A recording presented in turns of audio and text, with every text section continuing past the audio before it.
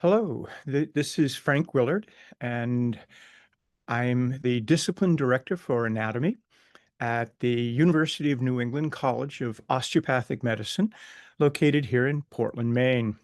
I'm going to be giving a course on a topic which has become extremely important in the medical and in the osteopathic medical profession.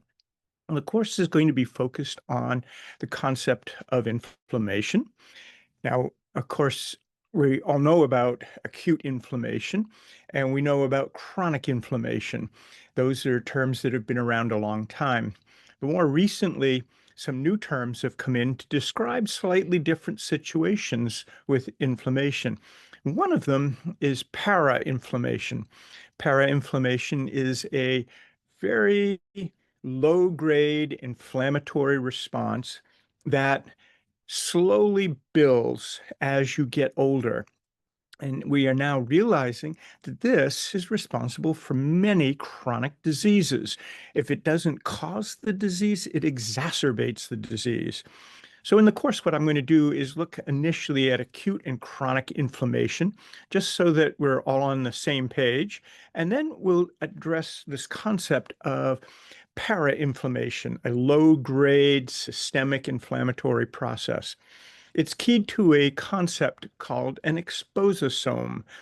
The expososome would be all the environmental factors that a person is exposed to that will trigger a low-grade inflammatory response or will make a low-grade inflammatory response worse. We'll look at some of the signaling pathways which set up the process within cells to create this inflammatory process. Now, we've also been aware for a long time that cells eventually become senescent. That is, they get very old and they appear to shut down. Well, what we now know is that they actually don't completely shut down, but they release some pretty caustic substances which exacerbate the inflammatory process. It has been called inflammaging.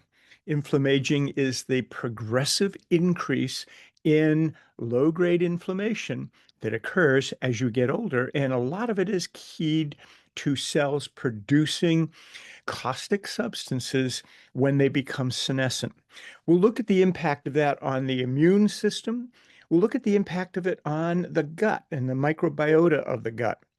We'll look at the impact of parainflammation on the cardiovascular system and on the musculoskeletal and nervous system. Now, this is a concept that has only recently been developed or come of age. And most of the publications are focused on finding a magic bullet, a pharmaceutical that will somehow slow this aging process or prevent it. I'm going to offer you another insight into it. If you look at the metabolism of the body, you'll find that physical activity plays a huge role in preventing this progressive increase in low-grade inflammation. In fact, it can be looked at as tipping the balance to maintaining a healthier life. A.T. Still said, the object of the osteopathic physician is not to find disease. Pretty much anybody can find it. The object is to help the person get back to health. This is where I think osteopathic medicine comes in. Being able to help a person develop a healthier life through increased physical activity. And that is the essence of what we'll be talking about. We'll look at how physical activity tends to blunt the aging process, tends to blunt the para-inflammation that is critical to the aging process. Hope this has been a good introduction for it.